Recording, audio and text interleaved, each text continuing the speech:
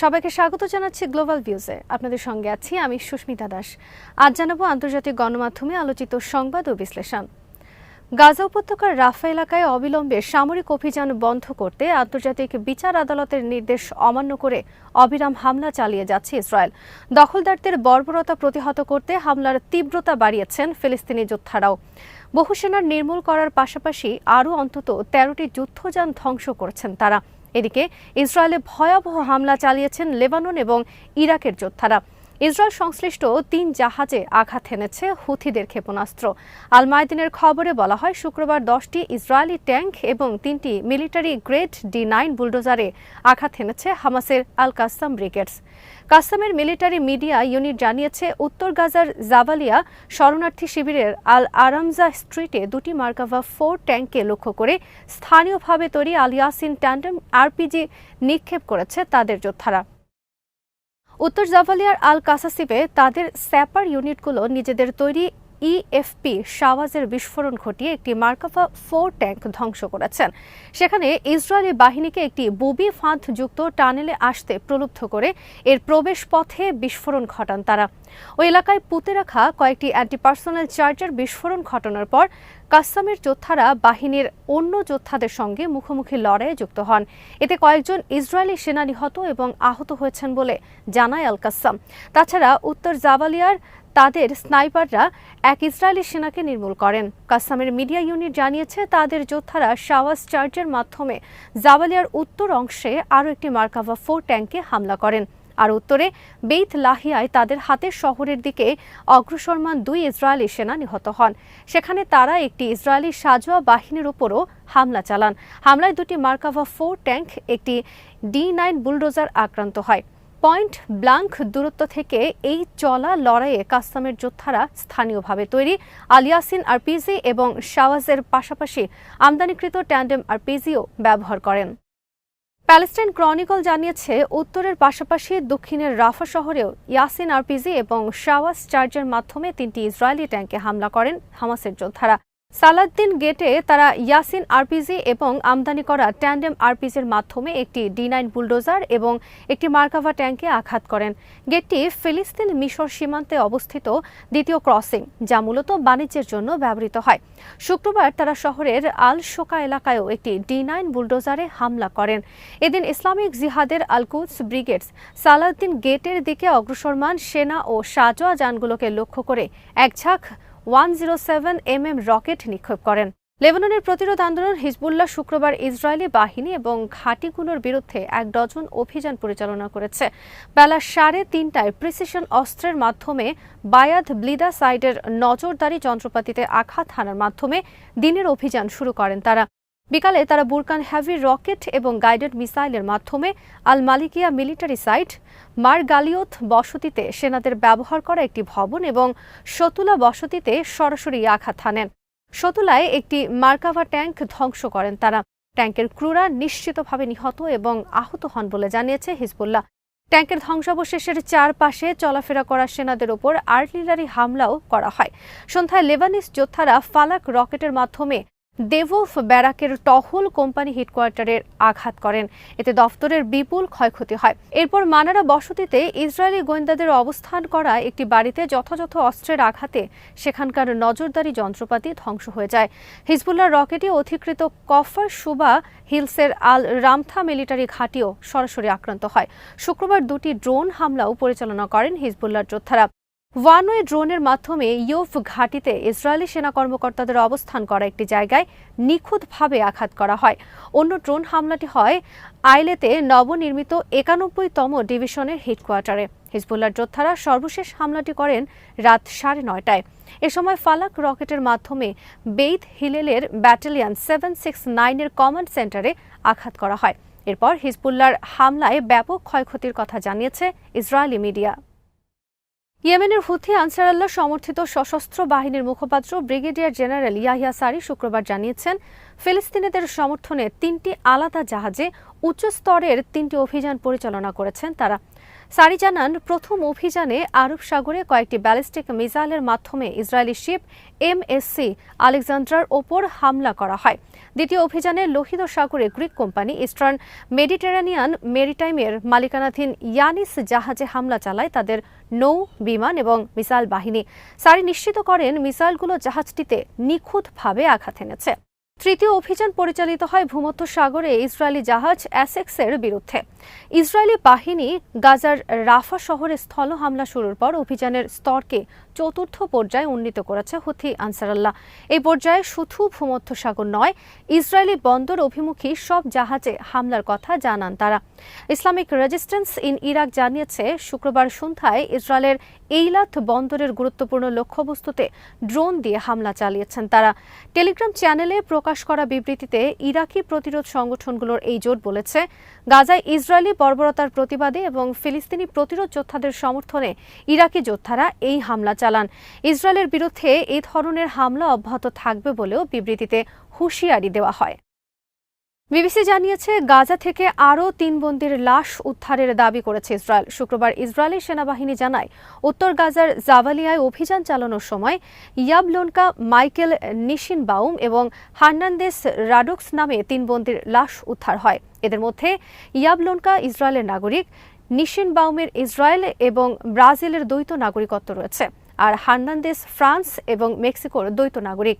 গত বছরের 7 অক্টোবর দক্ষিণ ইসরায়েলে একটি সঙ্গীত উৎসব থেকে ইয়াবলোনকা ও হার্নান্দেসকে বন্দী করেন হামাসের যোদ্ধারা। নিশিনবাউম গাজা সীমান্তবর্তী ইসরায়েলের সেত্রত শহর থেকে তার দাদিকে খুঁজতে গিয়ে আর ফেরেননি। এর আগে গত সপ্তাহেও 3 বন্দীর লাশ উদ্ধার করা হয়। ওই 3 জনের একজনের নাম ছিল শানি লুক। সর্বশেষ লাশ উদ্ধার হওয়া হার্নান্দেস তার প্রেমিক ছিলেন বলে জানা গেছে। ওই অভিযানে ইসরায়েল থেকে 252 জনকে বন্দী করে গাজায় নিয়ে এসেছিল হামাস। আল জাজিরার খবরে বলা হয়, গাজা উপত্যকার রাফা এলাকায় অবিলম্বে সামরিক অভিযান বন্ধ করতে ইসরায়েলকে নির্দেশ দিয়েছেন আন্তর্জাতিক বিচার আদালত বা ICJ। একই সঙ্গে গাজায় পর্যাপ্ত ত্রাণ প্রবেশ নিশ্চিত করতে উপত্যকাটির দক্ষিণের রাফা ক্রসিং খুলে দিতে ইসরায়েলকে নির্দেশ দেওয়া হয়েছে। এছাড়া গাজায় তদন্তকারীদের অবাধ প্রবেশে বাধা না দেওয়ারও নির্দেশ দেওয়া হয়। এসব নির্দেশনা পালনের অগ্রগতির বিষয়ে 1 মাসের মধ্যে ICJ-তে ইসরায়েলকে প্রতিবেদন জমা দিতে বলা হয়েছে। এ নিয়ে চলতি বছরই গাজায় প্রাণহানি কমাতে এবং মানুষের দুর্ভোগ নিরসনে 3য় দফায় আদেশ দিলেন 15 বিচারপতির এই আদালত। জাতিসংঘের সর্বোচ্চ এই আদালতের আদেশ মেনে চলার আইনি বাধ্যবাধকতা রয়েছে সদস্য দেশগুলোর। তবে আদেশ প্রতিপালনে বাধ্য করার জন্য প্রয়োজনীয় জনবল এই আদালতে নেই। নেদারল্যান্ডসের দ্য হেগ শহরে অবস্থিত ICJ-র কার্যালয়ে শুক্রবার স্থানীয় সময় বেলা 3টায় নির্দেশনাগুলো পড়ে শোনান আদালতের প্রেসিডেন্ট নওয়াফ সালাম। 10 মে ইসরায়েলের বিরুদ্ধে দক্ষিণ আফ্রিকার করা একটি আবেদনের ওপর এসব নির্দেশনা দেন আদালত। ওই আবেদনে রাফায় ইসরায়েলের অভিযান বন্ধে জরুরি ভিত্তিতে পদক্ষেপ নিতে আর্জি জানিয়েছিলেন প্রিটোরিয়া। গাজার অবস্থা বিপর্যয়কর উল্লেখ করে নির্দেশনায় বিচারপতি নওয়াফ সালাম বলেন, ইসরায়েলকে অবশ্যই অবিলম্বে রাফার সামরিক অভিযান বা ফিলিস্তিনিদের জীবনের জন্য হুমকিস্বরূপ অন্য যে কোনো ধরনের কর্মকাণ্ড বন্ধ করতে হবে। এসব কর্মকাণ্ড গাজার ফিলিস্তিনিদের দুর্দশা বাড়িয়ে তুলতে পারে। একই সঙ্গে ইসরায়েলের এমন কোনো পদক্ষেপে গাজার অবকাঠামো পুরোপুরি বা আংশিক ধ্বংস হয়ে যেতে পারে। ICJ-র এই নির্দেশনাকে স্বাগত জানিয়েছে দক্ষিণ আফ্রিকা। দেশটির পররাষ্ট্রমন্ত্রী নালেডি প্যান্ডোর বলেছেন, গাজায় সংঘাত বন্ধের জন্য ICJ-র স্পষ্ট আহ্বান এটি। ICJ-র নির্দেশকে স্বাগত জানিয়েছে হামাস। শুক্রবার সংগঠনটি বলেছে, গাজায় তদন্তকারী দলকে তারা স্বাগত জানাবেন। হামাসের সিনিয়র কর্মকর্তা বাসেম নাইম বলেন, ICJ-র তদন্ত কমিটির সঙ্গে সহযোগিতায় হামাস অঙ্গীকারবদ্ধ। তবে আদালতের নির্দেশনায় গাজায় চলমান ধ্বংসযজ্ঞের পুরো স্বীকৃতি আসেনি উল্লেখ করে তিনি বলেন, আমরা মনে করি এটি যথেষ্ট নয়, কারণ গাজা উপত্যকা জুড়ে বিশেষ করে উত্তর গাজায় দখলদারদের আগ্রাসন একেবারে নৃশংস ও বিপজ্জনক। ICJ-র নির্দেশ বাস্তবায়নের জন্য জাতিসংঘ নিরাপত্তা পরিষদের প্রতি আহ্বান জানান হামাসের এই কর্মকর্তা। রয়টার্সের খবরে বলা হয়, আন্তর্জাতিক বিচার আদালতের আদেশ মানছে না ইসরায়েল। শুক্রবার রাফায় হামলা অবিলম্বে বন্ধের আদেশ দেওয়ার কয়েক মিনিট পরই রাফায় হামলা চালিয়েছে ইসরায়েলি বাহিনী। ইসরায়েলের যুদ্ধবিমান শহরের কেন্দ্র সাবুরা ক্যাম্পে সিরিজ হামলা চালায়। রাফায় কুয়েত হাসপাতালের কাছে থাকা একজন মানবাধিকার কর্মী জানান, সাবুরা ক্যাম্পে ভয়াবহ হামলা চালানো হয়েছে, চারদিকে কালো ধোঁয়ায় ঢেকে গেছে। হামলার ভয়াবহতা এত বেশি যে হাসপাতালে অবস্থানরত উদ্ধারকারী দলগুলো ঘটনাস্থলে যেতে পারছে না। আইসিজের আদেশের পর মন্ত্রিসভার জরুরি বৈঠক ডেকেছেন ইসরায়েলের প্রধানমন্ত্রী বেঞ্জামিন নেতানিয়াহু। ইসরায়েলি মন্ত্রীরা বলেছেন ইসরায়েল এই আদেশ মানবে না। মন্ত্রিসভার সদস্য বেনি গান্স বলেছেন, জিম্মিদের ফিরিয়ে আনতে এবং ইসরায়েলের নিরাপত্তা নিশ্চিত করতে ইসরায়েল প্রয়োজন অনুযায়ী হামাসের বিরুদ্ধে হামলা চালিয়ে যাবে। ইসরায়েলি পার্লামেন্টের বিরোধী দলীয় নেতা ইয়ার লাপিদও হামলা চালিয়ে যাওয়ার পক্ষে মত দিয়েছেন। হিজবুল্লাহর মহাসচিব সাইয়েদ হাসান নাসরাল্লাহ ইসরায়েলকে বিস্মিত করে আরও ভয়াবহ হামলার প্রতিশ্রুতি দিয়েছেন। ইরানের নিহত প্রেসিডেন্ট সাইয়েদ ইব্রাহিম রাইসির স্মরণে শুক্রবার রাতে হিজবুল্লাহর আয়োজিত এক অনুষ্ঠানে তিনি বলেন, রাইসি ও পররাষ্ট্রমন্ত্রী আবদুল্লাহিয়ান ছিলেন এমন রাজনীতিবিদ, ফিলিস্তিনের মুক্তি এবং প্রতিরোধ আন্দোলনের প্রতি তাদের ছিল গভীর বিশ্বাস। সাইয়েদ নাসরাল্লাহ বলেন, ৮ মাসের যুদ্ধের পর ইহুদিবাদী শত্রু তার ব্যর্থতা ও অক্ষমতা উপলব্ধি করতে পেরেছে। তারা গাজায় কোনো লক্ষ্য অর্জন করতে পারেননি এবং ভবিষ্যতেও পারবেন না। অতল গহ্বরে হারিয়ে যাওয়ার ভয়ে নেতানিয়াহু লক্ষ্যহীনভাবে যুদ্ধ চালিয়ে যেতে চাচ্ছেন। হিজবুল্লাহর প্রধান বলেন, লেবাননের বিরুদ্ধে ইসরায়েল সর্বোচ্চ কী করতে পারে তা আমাদের জানা, সেভাবেই আমরা প্রস্তুতি নিয়ে রেখেছি। তিনি ইসরায়েলের উদ্দেশ্যে বলেন, ৭ অক্টোবর আল-আকসা ফ্লাড অভিযান আপনাদের অবাক করেছিল। ৮ অক্টোবর উত্তর ফ্রন্ট খুলে হিজবুল্লাহ আপনাদের বিস্মিত করেছিল। ইরাকের পাশাপাশি ইয়েমেনের যোদ্ধাদের সামর্থ্য, অটুট অবস্থান এবং সাহস দেখে আপনারা অবাক হয়েছেন। শত শত ড্রোন ও ক্ষেপণাস্ত্রের মাধ্যমে ইরানের ট্রু প্রমিস অপারেশনে আপনারা বিস্মিত হয়েছিলেন।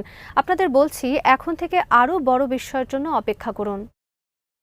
আল জাজিরা জানিয়েছে, ইসরায়েলের অব্যাহত দখলদারিত্ব, আগ্রাসন ও গণহত্যার প্রতিবাদে তেল আবিবের সঙ্গে সম্পর্ক ছিন্ন করার পর ফিলিস্তিনের পশ্চিম তীরের রামাল্লা শহরে দূতাবাস খোলার ঘোষণা দিয়েছে কলম্বিয়া।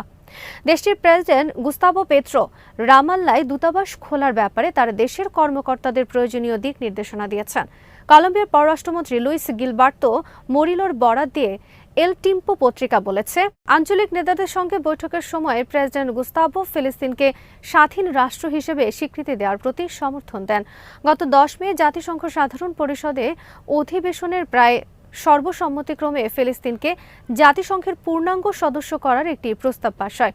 এই প্রস্তাবে নিরাপত্তা পরিষদকে স্বাধীন রাষ্ট্র হিসেবে ফিলিস্তিনকে স্বীকৃতি দেওয়ার জন্য অনুরোধ জানানো হয়। বুধবার আয়ারল্যান্ড, স্পেন ও নরওয়ে ফিলিস্তিনকে স্বাধীন রাষ্ট্র হিসেবে স্বীকৃতি দেওয়ার ঘোষণা দেয়। ওই দিন কলম্বিয়া পশ্চিম তীরে দূতাবাস খোলার কথা ঘোষণা করে। আরব নিউজ জানিয়েছে, ইরানের অন্তর্বর্তী প্রেসিডেন্ট মোহাম্মদ মুকবার বলেছেন, পশ্চিম এশিয়ার দেশগুলো ইরান এবং সৌদি আরবের মধ্যে সম্পর্কের উন্নতির জন্য অধীর আগ্রহে অপেক্ষা করছে। ইরানের প্রেসিডেন্ট, পররাষ্ট্রমন্ত্রী ও তাদের সহযাত্রীদের নিহত হওয়ার ঘটনায় ইরানের সরকার ও জনগণকে সমবেদনা জানাতে শুক্রবার সৌদি যুবরাজ মোহাম্মদ বিন সালমান টেলিফোন করলে মুকবার এই মন্তব্য করেন। তেহরানের সঙ্গে রিয়াদের সম্পর্ক গোটা মুসলিম বিশ্বের জন্য গুরুত্বপূর্ণ উল্লেখ করে ইরানের অন্তর্বর্তী প্রেসিডেন্ট বলেন, কিছু শক্তির বিরোধিতার পরও আমাদের সম্পর্ক একটি ভালো অবস্থানে পৌঁছেছে এবং পশ্চিম এশিয়ার এই ধরনের সম্পর্কের ভীষণ প্রয়োজন। তিনি সৌদি যুবরাজকে আশ্বস্ত করেন, প্রেসিডেন্ট রাইসির মৃত্যুর পর ইরানের পররাষ্ট্রনীতিতে কোনো পরিবর্তন আসবে না, বরং তেহরান রিয়াদের সঙ্গে আগের মতো সম্পর্ক শক্তিশালী করার প্রক্রিয়া চালিয়ে যাবে। ফোনালাপে মোহাম্মদ বিন সালমান বলেন, মধ্যপ্রাচ্য সহ গোটা মুসলিম বিশ্বে ইরান ও সৌদি আরব গুরুত্বপূর্ণ ভূমিকা পালন করতে পারে এবং দুই দেশের ঘনিষ্ঠ সম্পর্কের উজ্জ্বল ভবিষ্যৎ রয়েছে। তিনি তেহরানের সঙ্গে রিয়াদের অর্থনৈতিক সম্পর্ক শক্তিশালী করার আগ্রহ প্রকাশ করেন। আল জাজিরা বলেছে, আন্তর্জাতিক বিচার আদালতের আদেশ উপেক্ষা করে রাফায় অবিরাম হামলা চালিয়ে যাচ্ছে ইসরায়েলি বাহিনী। ঘনবসতিপূর্ণ পশ্চিমাঞ্চলীয় জেলার দিকে অগ্রসর হচ্ছে ইসরায়েলি ট্যাঙ্কগুলো। এই অভিযানের ফলে প্রায় ৯ লাখ ফিলিস্তিনি নতুন করে বাস্তুচ্যুত হয়েছেন। গাজার স্বাস্থ্য মন্ত্রণালয় জানিয়েছে, ৭ অক্টোবর শুরু হওয়া হামলায় এ পর্যন্ত ৩৫,৮৫৭ ফিলিস্তিনি নিহত হয়েছেন। জাতিসংঘের ইমার্জেন্সি এইড প্রধান শুক্রবার বলেছেন, গাজার এই ট্র্যাজেডি বর্ণনাতীত। এখনই এই ভয়াবহতার অবসান ঘটাতে হবে। আজ এখানে শেষ করছি। সবাই ভালো থাকুন, সুস্থ থাকুন আর দেখতে থাকুন বিডি ভিউজ। চ্যানেলটি ভালো লাগলে সাবস্ক্রাইব করুন। সংযুক্ত থাকুন আমাদের ফেসবুক পেজে।